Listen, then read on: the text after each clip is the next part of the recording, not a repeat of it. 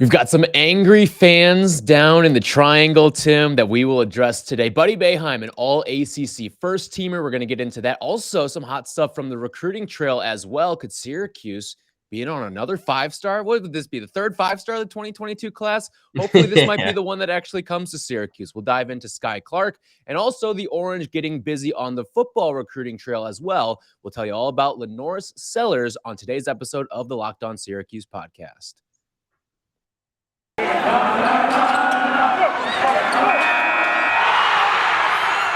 You are Locked On Syracuse, your daily podcast on the Syracuse Orange, part of the Locked On Podcast Network, your team every day.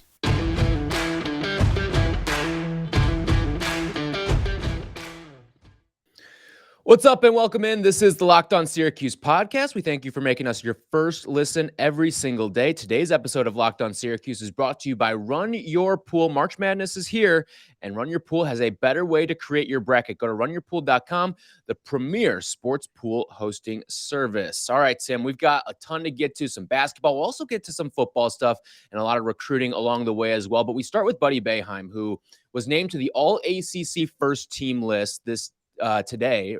We're recording this on a Monday, right? But he was named to the list yesterday, and the folks in Durham, the folks in Chapel Hill, the folks just from ACC basketball legacy media are not happy, and I'm not quite sure why. I find this very odd.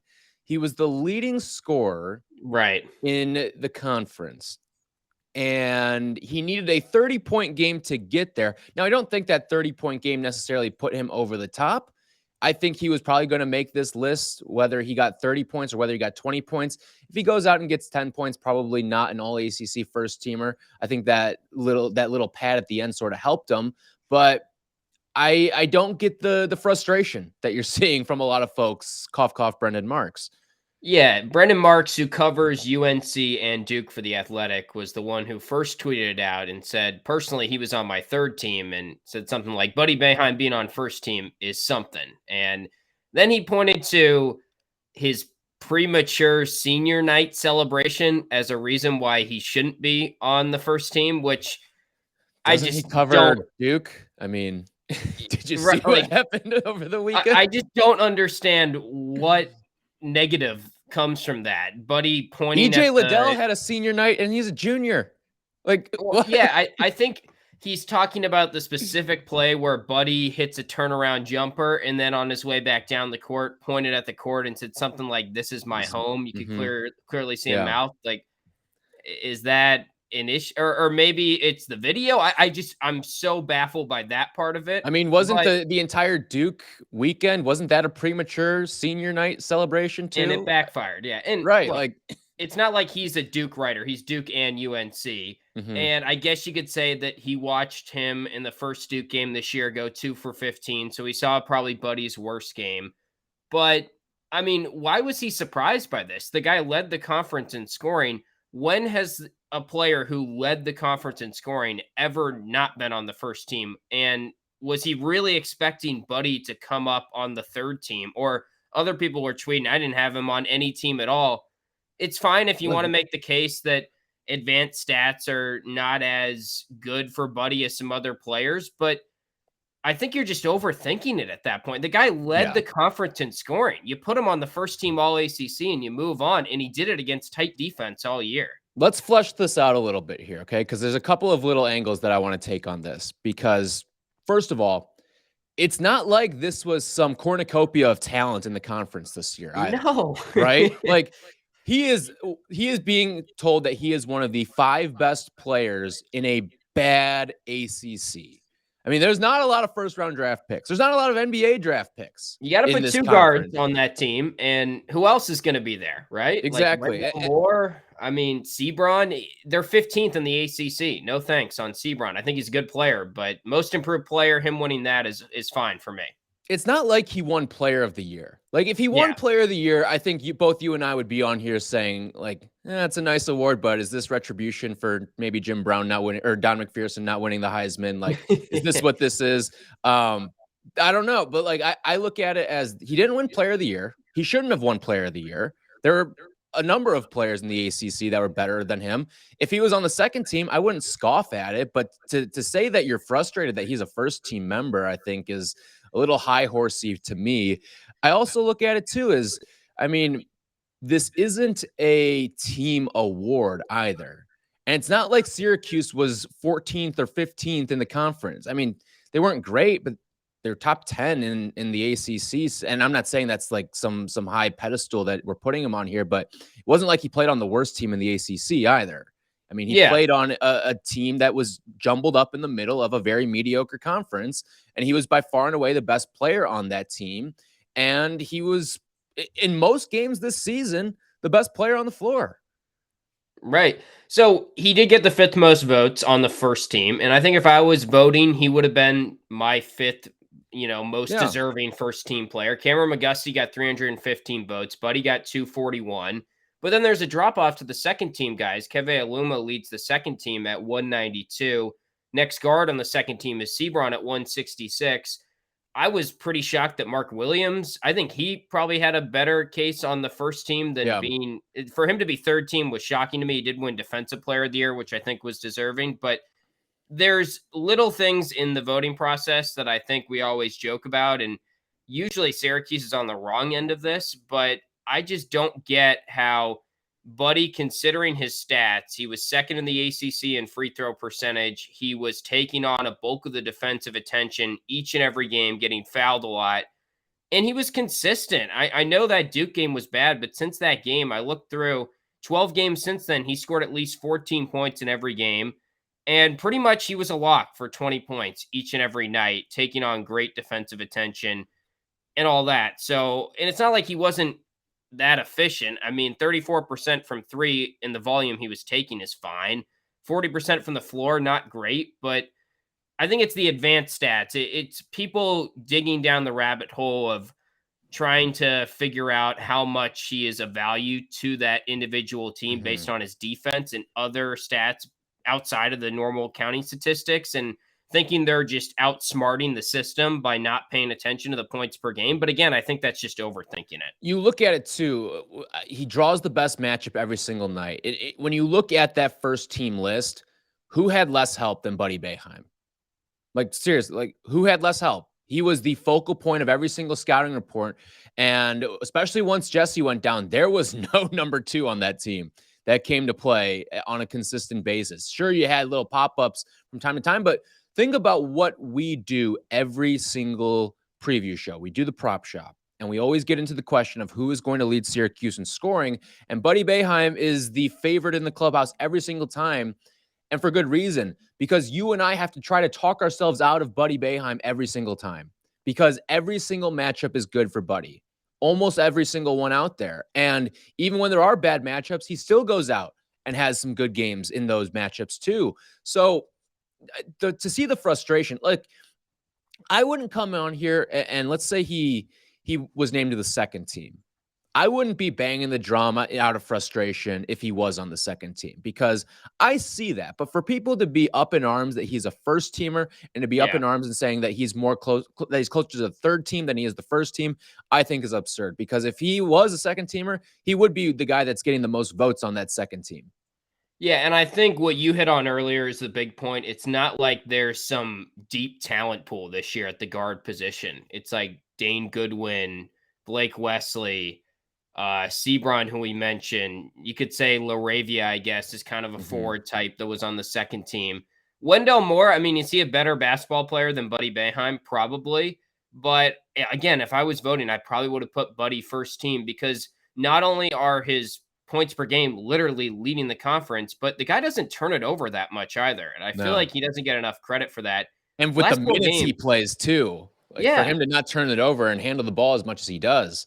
Right. Last 4 games, he has not committed a turnover. And it just sort of is understood that he's going to do that to an extent. He's 6th in the conference in turnover rate, according to KenPom. So based on the amount of times he's touching the ball and the amount of minutes he's playing, you would think that that would be potentially a problem, is turnovers. He's averaging 1.8 turnovers per game. That doesn't sound great, but you got to factor in that he's 6th based on percentage of possessions he's getting and how often he's turning it over in the conference. That's an underrated stat for him that if you're going to go down the advanced stat rabbit hole, like at least pay attention to that as well.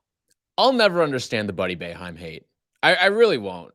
And to quote Jim Boeheim, it comes from our people. Like, you hear that from him. Like, it does. And I don't get it. I really don't. He has been the best player on this team for 2 seasons. He took him on a Sweet 16 run. Did things go bad this year? Yeah. But it wasn't Buddy Boeheim's fault. I mean, without Buddy Boeheim, I mean, not to go on the 10 bleeping games, but like without Buddy, this team is 13th or 14th, maybe even 15th in the ACC. Like, imagine if he had gone down with an injury. I know people will point to Jesse as the big injury this season, and that's a key cog. And yes, losing Jesse hurts tremendously, but losing Buddy Boeheim would have been far more detrimental to this team. So that's the part I don't get. And I just look at, too, is some of these fringe guys who are sitting there on the doorstep of the first team. And when we talk about that, the ACC was really bereft of talent this year. You think about some of these pop-up teams that had good seasons, like Notre Dame, Miami, Wake Forest. Those weren't teams that were spurred by individuals. Those were teams that were just older. They were just better teams. They were a cohesive unit, much better than what Syracuse or some of the other middling teams in the ACC were this year. And that, for that reason alone, that's why I'm not upset about some of those guys not getting a first team nod, because they weren't the ones necessarily spearheading those teams. They were part of a collective. Now, were there guys that were a part of those teams that did get honors? Yeah, like Alondas Williams deserved to be on that first team, right? I don't think there was much of a debate there because he was also a great scorer and he propelled Wake Forest. But I mean, the Jake LaRavia crowd, you're not going to get me there. Wendell Moore, I mean, he's probably the 3rd or 4th best player on his team. Yeah. So, like, it's tough to make that sort of argument for me. I think AJ Griffin maybe should be on based on how he played against Syracuse. Now, also just watching him, AJ Griffin led the conference in 3-point shooting, but he didn't play for a good chunk of the year as well. Kind of before conference time, I guess, but still he was fighting injury at the start of the year. I don't know. It's kind of a challenging year to do this exercise, but I just find it very odd that it came as a surprise to guys like Brendan Marks or to other people that he was on the first team. Because, again, I'd love for someone to go back and go individually, but I'm willing to bet that if you lead your conference in scoring, it's like 99.9% of the time you are on the first team all conference. Now, and you should. Is that lazy? Like, some people are then going to push back and say, well, that's because people just look at the stats and they don't watch the games and they just. I love watching the games, bro. Yeah. That guy. But like, if you watch the games, then you would understand. If you watch the games, the case actually strengthens. Yeah, right. Like, Buddy's getting fouled a ton, and he's the only guy on the team that could do anything. Just go watch the Miami game. Just go back to the most recent game. And like, is he limited defensively? Yes, but the guy is exceeding expectations pretty much anytime he's on the court, considering the amount of pressure he's getting. He's not turning it over. He hit big shots. I just don't know how you could leave him off the first team. I shouldn't say that. Maybe if he was on the second team and Mark Williams is on the first team, I'm not that upset. But to say he shouldn't be on any of the teams, or to be flabbergasted that he made a team, and then to say that it was his pre-game senior day celebration that rubbed you the wrong way, is just really outlandish. Yeah, listen, the moral of the story here is, like, if you're a Buddy Boeheim hater, I don't know what to tell you. Like, there's nothing that you should be hating about Buddy Boeheim in all reality. Like, he is consummate Syracuse basketball, and he deserves his flowers. And I'm glad he got the ACC first team. And this isn't the Syracuse homer in either of us either. No, like, we're not homers usually. This isn't homer radio. You don't get that here. We give you the stuff that sometimes the athletic department doesn't like to hear. You'll get that on this program. So we will get into some recruiting stuff too. Syracuse eyeing another 5-star in the class of 2022. So we will break down that in just a little bit. But boy, do I love March Madness, and I love those brackets. But I can't remember the last time I actually went deep or even won any money. I'm hedging my bets this year with Stat Hero's NCAA Pick'em contest. Stat Hero's NCAA single game pick'ems pits the star players against each other in an amazing hybrid between fantasy and sports gambling. Take control back from those handicappers that always seem to have the advantage and start focusing on the players you know best with a gameplay that doesn't rely on big spreads, long odds, or funky props. Stat Hero gives you the advantage, resulting in their gamers winning 4 times more often. Why? Because Stat Hero eliminates the mystery about who or what you are going up against. They post sets of players for you to take on with the set of players you choose. And with Stat Hero, it's the easiest and fastest way to get your sports action fix. The simple, sleek gameplay will have you playing in minutes. This is exactly what daily fantasy is meant to be. Here's what I'm doing. In the ACC tournament, I'm going with some Buddy Boeheim, all right? Because now that Brendan Marks is stirring things up, Buddy Boeheim, Revenge Tour, it starts now. So sign up for free right now at stathero.com/lockedon and use promo code LOCKEDON for a 100% match. That's stathero.com/lockedon. Use the promo code LOCKEDON for a 100% match. stathero.com/lockedon, promo code LOCKEDON. Terms and conditions apply. So Syracuse fans got some good-ish news, I guess, on this late Monday, early Tuesday. Our buddy James Zuba forwarded us a tweet too with some of this information. But the crux of it is, in case you're not into the weeds of recruiting and all that stuff, over the weekend, one of the top recruits in the country, Skyy Clark, 5-star point guard, he was committed to Kentucky and decommits. And since then, Travis Branham from 24/7 Sports tweeted out that since he decommitted, Skyy Clark has heard from Illinois, Tennessee, Arizona State, Syracuse, Georgetown, Xavier, the Overtime League, and the G League, amongst others. Since reopening his recruitment, Kentucky will still be an option. If we've learned anything from the decommitment cycles, Kentucky is no longer an option. Right. Right? I think we can throw Big Blue Nation out. Unless you're Patrick Tapey, apparently, and you spend 2 days in between Duke and then go back, and it didn't really work out. But yeah. But getting into Skyy Clark here, this would be an absolute send from the heavens here if Syracuse could get in on Skyy Clark. I mean, talk about kind of curing everything that you sort of need. Talent and point guard play. This is all that in one. I guess the only thing you're not really adding here is experience, but when you've got talented guys, talented point guards, Skyy Clark's certainly one of those guys, ranked 27th on 24/7 right now. This would completely alter this class of 2022, the one that was supposed to bring so much promise to this program, and since has seen 2 guys, McDonald's All-American caliber players, decommit. This would be a breath of fresh air for what should have been one of the best classes that this program's ever had. Yeah, I would still file it, like you're saying, in the unlikely camp at this point, just because Syracuse is competing with some really good schools here. His original Final Four was Kentucky, who he committed to the first time, UCLA, Memphis, UNC.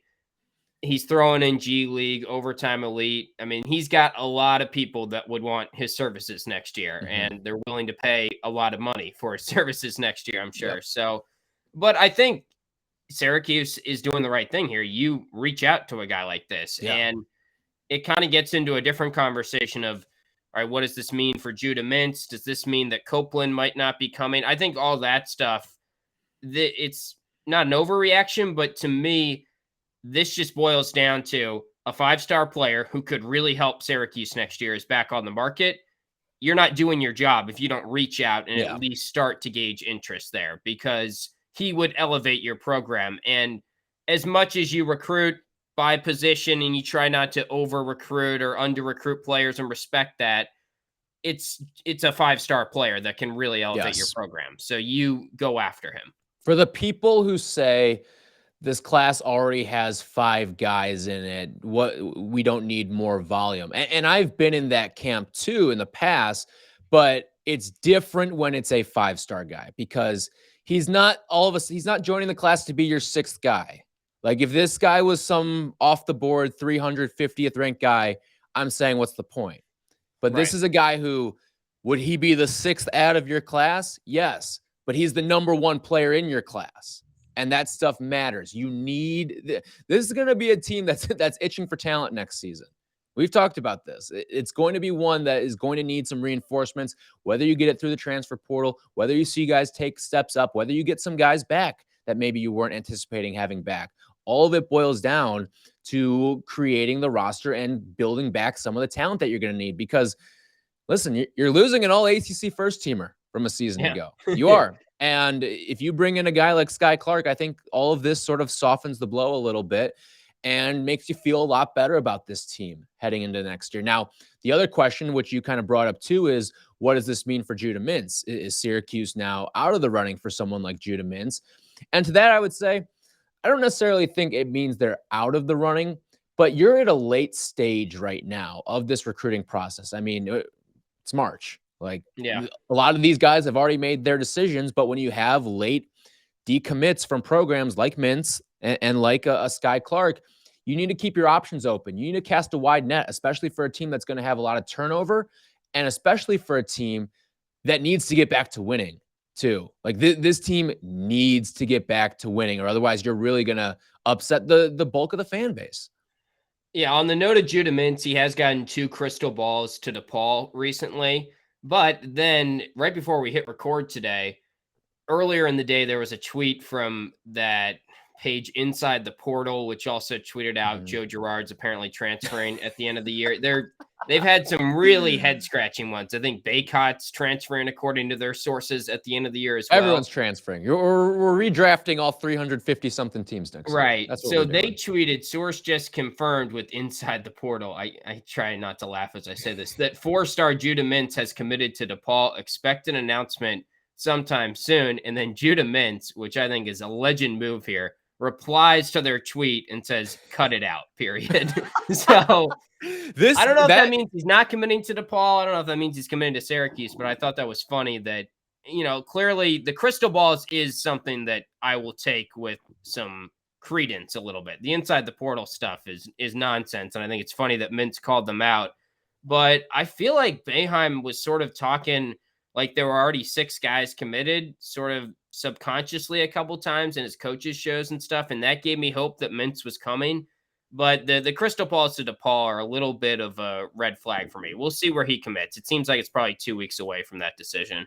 I find Mintz doing something like that on Twitter. I love when that stuff happens. Like, cut it out. It's just a great way of doing it. Like, remember that guy? He was like this quote unquote NBA insider a couple of years ago, and he was a student at USC at the time, and he whiffed on everything. Like, people built this dude up. Like, he had 350,000 followers on Twitter or something like that, and people thought he was getting scooped. Like, he got every scoop wrong, and it was I think his name was like Ari or Aram or something like that. I can't remember, but. Like this, if that's what Inside the Portal is sort of giving me the vibes of, is like, guy got some dirty laundry from some rando a fan account DMing him and now wants to blast it out on the internet for everyone to see. I find that stuff hilarious. I really do. And it's like the inner workings of what we work in, but like it's hilarious to me. It also is just the downside of social media and this whole, because part of me thinks Judah Mintz might be saying that because he's not committed to DePaul, but also part of me thinks he just doesn't want his moment to be spoiled. And I'm all for that. That's what frustrates me a lot. And we've talked about a lot with the football recruits on crystal balls and stuff. Just like, what is it? Does it gain you a little bit of an ego pump to an hour before the recruit makes the decision, get it out there and beat him to the punch when it's an 18-year-old kid and this is one of the best moments of his life and he's worked hard for that moment? Yeah, I can't wait for the recruit who literally flips because a dude spoiled his with a crystal ball. Like, oh, I'm going to stick it to this guy. Travis Branham, yep, I'm going somewhere else. I would love for some guy. And like, it's part of his commitment speech and everything like that. I think that would be hilarious. All right, so yeah, that's the Skyy Clark news. Hopefully we'll have some more, but I'd love to see Syracuse land one of these guards down the stretch here. I think it would really bolster the recruiting class that, quite frankly, has slipped a little bit. We were talking about this class one time as being a top 10 and holding sturdy, and all of a sudden it's dropped all the way down to 24. So something that we will certainly be monitoring as the weeks and months move along here. Also, don't forget that you got to check out the Locked On Bracket Breakdown starting March 14th, right here on the Locked On Syracuse podcast feed and on our YouTube channel. College basketball experts Chris Gordy, Andy Patton, and betting expert Lee Sterling give you in-depth breakdowns on every matchup. Also, we will get into some more recruiting stuff with football because LaNorris Sellers is on his way. So we will dive into what the quarterback can do for this Orange football program. And even though football may be over, basketball is in full steam for both pro and college hoops. From all the latest odds, player totals, performance props, and all that stuff to where the next fired coach is going to land, BetOnline.net is the number one spot for all your sports betting needs. BetOnline remains the best spot for all your sports scores, podcasts, and news this season. It's not just hoops either. BetOnline.net is your source for hockey, boxing, and UFC odds as well. So head on over to the website or use your phone to learn more about the trends in action. BetOnline, where the game starts. Also want to tell you guys about Run Your Pool March Madness, only about a week away now. We're getting so close. I cannot wait. And that means you need to start thinking now about where you're going to be running your brackets this year. Are you going for the usual or are you looking for the best? We've done our homework here and we're running our brackets with runyourpool.com. Along with standard brackets, Run Your Pool offers game types like Survivor or Pick X. They have options set at scoring and they offer more intel to make your picks. All the stuff you won't find at ESPN or CBS. If you've got a business, Run Your Pool can help you take some of that madness magic and play alongside your employees or even gain customers. Clearly, we believe in Run Your Pool because, like I said, we're running our brackets there ourselves. There's no truer test than that. If you want to play against us for a shot at a cash prize, join us at runyourpool.com/lockedon. And while you're there, create your own pool for your friends and family. Enter Pure Madness at checkout for $10 off your custom pool. All the rules and details will be available there. That's runyourpool.com/lockedon for your chance to win a cash prize. We look forward to seeing and beating you there. A little bit of football talk. We haven't gotten into much on the gridiron as of late, and of course, with hoops season in full swing. But this is a nice little piece of news that we got over the weekend, or rather over the week. But LaNorris Sellers is committing to Syracuse, one-time commit to Virginia. So when you do the inner workings and follow the breadcrumbs there, Robert Anae, Jason Beck, they leave Virginia, they come to Syracuse. He gets an offer pretty much right away. And what do you know? He ends up with Syracuse. And this is a real quarterback talent, too, that Syracuse is bringing in here. It may say 3 stars, but right now ranked inside the top 650 nationally. Now, he is 2023, but this is one of the important things that you and I like to talk about because you like to get a quarterback in every single class. But when that quarterback is one of your first commits of said class, that means something. And getting it out of the way, and I shouldn't say getting it out of the way because that makes it seem like it's a medial sort of task, but being able to check this off this early in the process means you got your guy. And when you get your guy, then it's on coaching. Then it becomes a coaching thing. Can you develop him? Because you no longer have the excuse, he was 5th or 6th on our list to get. No, this is March 7th, 2022. You got a 2023 quarterback. You got your guy. He still has another year of football to play in high school. You can't mess this one up. Yeah, and how many times has it been that way in the Dino era? I feel like usually how many times are you getting the year of guy in March? Right. That's and the problem. You're just sort of like, crap, we still haven't reeled in a quarterback. Let's try and grab 1 or 2 here, and you're not getting the guy you targeted, the priority target from that position. Seems like Syracuse is already after a 2024 quarterback as well. And I just think this is another reason why I'm really optimistic about the direction of football under Anae and Jason Beck is just a different sort of sales pitch that we haven't had. Like, he's one of the better quarterback coaches in the country based on what he's done so far. And this is why you bring in a new offensive coordinator, a new quarterback coach like Jason Beck, because you need to get talent in there. You need to get better recruits in there. At the quarterback position, we have whiffed time and time again. And Sellers is a guy, 6'3", 215, dual threat option, physical, had an offer from Virginia Tech. Obviously, the offer from Virginia initially, Washington State, Memphis, a solid guy. And that's an offer sheet. Like, keep in mind, the offer sheet is still early in the process for him. He got hurt last year when he was really starting to take a leap. So you can make a case that if he doesn't get hurt, his offer sheet's looking even better.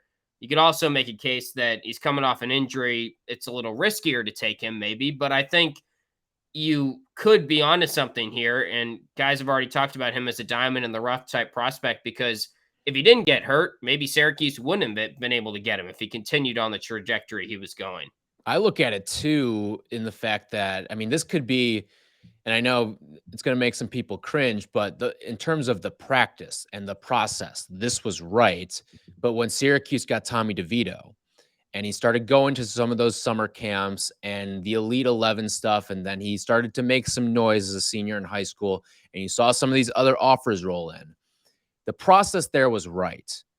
Say what you want about Tommy DeVito's Syracuse career, but landing him for Dino Babers, the process and everything was there and correct. And the way that they held on and retained him throughout all of that potential poaching, it was the correct way to go about things. And that in and of itself was a success in landing someone like Tommy DeVito. And with Sellers, like, you're right. And I'm not as hesitant to take a risk on a guy who may get injured in high school because young guys heal. Like, and with modern medicine, I mean, look at all these guys now that come off of ACLs and then put together some of their best years of football.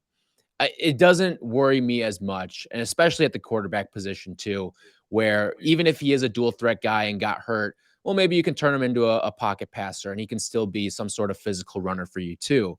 Maybe not have the same speed he once had, but I'm still optimistic that young guys heal. Modern medicine has caught up to the point where injuries scare me less and less. But I look at Sellers too as this is something that I'm still keeping my eye on because he does have another season to play. There is the potential that Dino Babers could get fired. If Dino Babers gets fired and Robert Anae and Jason Beck aren't part of the plans and LaNorris Sellers tears it up in his senior season, there's no guarantee he ends up going to Syracuse as a result of that. Yeah. And I guess that gets back into the conversation of what did John Wildhack tell Robert Anae and Jason Beck when he hired them?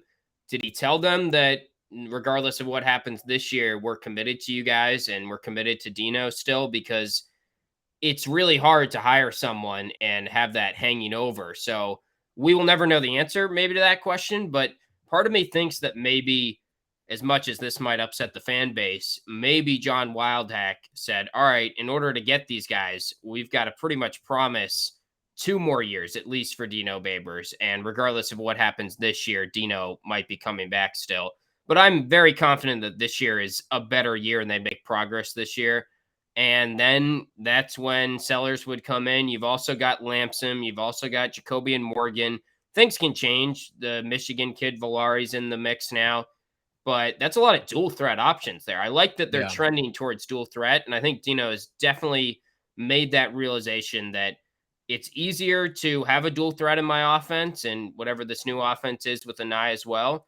But also, it's just easier to have one skill type so that when you go to the second or third string in practice, you're not changing the playbook. You're not doing the DeVito Schrader back and forth offensive thing like you had to do last year. And I look at it too as you're getting more talent in that room. And I just hope this is a guy that can throw because he seems like he can. Yeah. The legs are great and all. And again, I haven't watched any of his tape, but quite frankly, he's got a quick release. I think that's what stood out to me. I think someone compared it, a recruiting analyst, to Ryan Nassib a little bit, how it's just very quick. And there's definitely, like when we watch Garrett Schrader throw, you can see mechanically some things need to be tweaked. I think it's a little more mechanically sound right now than Garrett Schrader, but he is a dual threat guy.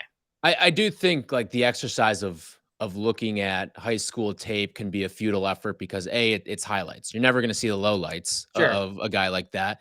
But also so much changes too by the time he does get to college. And by the time he actually takes the field in college, I'm sure his delivery is going to look a little bit different. I'm sure his footwork's going to look a little bit different. A lot of things are going to change in that regard, but this is a big ad for Syracuse. And now the coaching staff, as we sort of saw play out, is going to dictate whether or not he ends up coming to Syracuse. Because if Beck and Anae aren't a part of the equation at Syracuse come 2023, well, then LaNorris Sellers isn't going to be part of the equation at Syracuse. He's probably just going to follow those guys wherever they go, and they're surely going to land on their feet somewhere as they did at Syracuse. And I would imagine if Dino Babers were to get fired, they would find another home after that as well. But certainly a promising thing to bring in a guy like this. Hopefully it's the start of a little bit of momentum. because Lord knows this program needs a lot of talent infused into it. Yeah. Not just at quarterback, offensive line, receiver, across the board. It just needs more talent. And this is a building block and a piece that once you have the quarterback, that sort of attracts the offensive lineman. Like, remember when we had Enrique Cruz on the show way back when, one of our first couple months of doing these shows. Part of the reason why he was drawn to Syracuse was because he liked the quarterback that came as a part of his class in Justin Lamson. And that's intriguing to some of these guys. And when you can build up the offensive line through your quarterback commit, that's a good thing. And that's something that this program really needs to start to build on, is snowballing recruiting, because they have not done that one bit. Right. And that's another reason why it's great to get a quarterback early, even more so than other positions, is quarterback is a focal point of your recruiting class. And guys definitely pay attention to that, future recruits, when they're evaluating how's the program trending. I don't even know if Sellers has made a visit officially to Syracuse. So just going off what you were saying, he's going to go where Beck and Anae are going. I think that's a huge reason why he went to Virginia, or said he was going to go to Virginia, and why he's committing here. So you're on to something for sure with that. It seems like Beck is a big reason, or Anae is a big reason why we got Sellers for sure. Right. All right. We will be back tomorrow getting you ready for the ACC tournament, Syracuse and Florida State. It's the nooner. We got the nooner slate all the way across the board here for Syracuse as we venture through the ACC tournament. Will it be one and done for the Orange, or can they make a little bit of a run? We are going to dive into all of that and more tomorrow. Thanks so much for listening. We'll talk to you guys on Wednesday.